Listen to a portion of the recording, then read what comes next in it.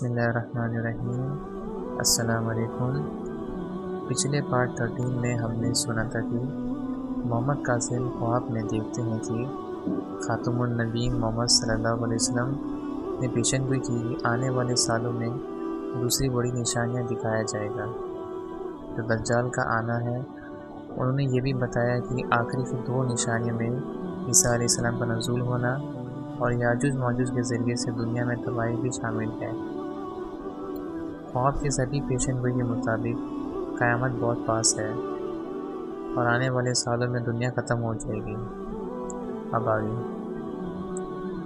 کئی سال پہلے خاتم النبیین محمد صلی اللہ علیہ وسلم نے اپنے صحابوں سے کہا کہ آدم علیہ السلام کی پیدائش کے وقت اور قیامت کے دن کے بیچ دجال کے فتنے سے بڑا کچھ بھی نہیں ہے۔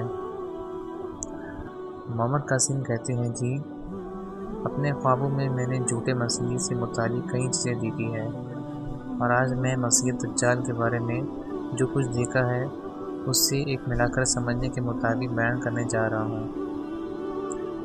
دجال کی ہائٹ 6 فٹ 1 یا 2 انچ ہے۔ دجال کا چہرہ گیری بوری جلد کے ساتھ ایک ظالمانہ چہرہ ہے۔ وہ کلین شیف ہے اور اس کے گال پر تل ہے اور اس کے ہلکے گھنگھرالے سیاہ بال ہے اور وہ عام جنوبی ایشیا یا مشرقی سے قریب مشابہت رکھتا ہے۔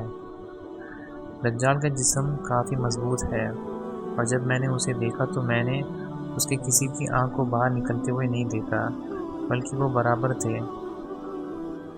مجھے نہیں پتا کہ وہ اپنی آنکھوں میں سے ایک میں اندھا ہے، حالانکہ اس کے پاس جسم بدلنے کی طاقت ہے، اس لیے وہ اپنی خواہش کے مطابق کوئی بھی روپ لے سکتا ہے اور اس طاقت کو ایک خوشگوار شکل میں عوام کو اپنی طرف مائل کرنے کے لیے دکھاتا ہے۔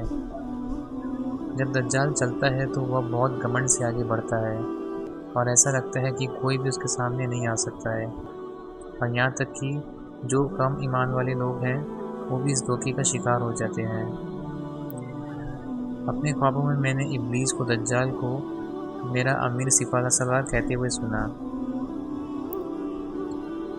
میں نے اپنے خوابوں میں جو دیکھا ہے اس کے مطابق دجال مڈل ایسٹ میں بار بار فتنہ برپا کرنے کی کوشش کر رہا ہوتا ہے۔ دھیان رہے کہ وہ ابھی اپنی پوری طاقت تک نہیں پہنچا ہے، شاید اس لیے وہ ابھی لوگوں کے سامنے نہیں آیا، لیکن وہ اپنی پوری طاقت حاصل کرنا چاہتا ہے تاکہ وہ لوگوں کے سامنے آ سکے، اور اس کے لیے وہ اپنی طاقتوں کو اور بڑھانے کے لیے الگ الگ طریقے آزماتا ہے۔ زیادہ تر میں نے اپنے خوابوں میں دیکھا ہے کہ میں نے اسے کچھ کالے جادوئی پلانٹس کو بناتے ہوئے دیکھا ہے۔ اس کا استعمال اپنی طاقتوں کو بڑھانے کے لیے کرتا ہے، اور ایک خواب میں نے دیکھا کہ وہ عجیب و غریب رسومات ادا کرتا ہے اور کھوپڑیوں کے استعمال جیسے وہ جادوئی طاقتوں کو ایک ایندھن کے ٹینک میں جمع کرنے کے لیے کرتا ہے۔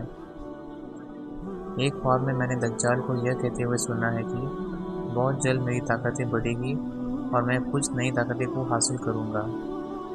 میں اپنے ڈر کو پوری دنیا میں لاگو کر دوں گا اور پوری دنیا یا تو اپنے آپ کو مجھے سونپ دے گی، نہیں تو میں انہیں مار ڈالوں گا۔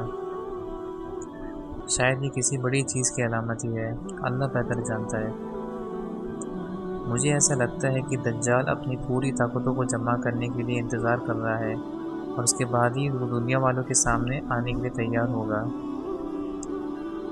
اور یہ سب وہ جادوئی پلانٹس کو بنانے کی اپنی طاقتوں کو حاصل کر لیتا ہے۔ مجھے نہیں پتا کہ 3rd ٹیمپل کی تعمیر اس کی طاقتوں کو بڑھانے کا حصہ ہے یا نہیں، اللہ بہتر جانتا ہے۔ یہیں پر پارٹ 14 ختم ہوتی ہے۔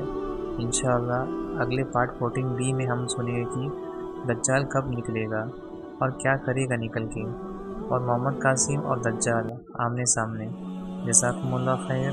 السلام علیکم ورحمۃ اللہ وبرکاتہ۔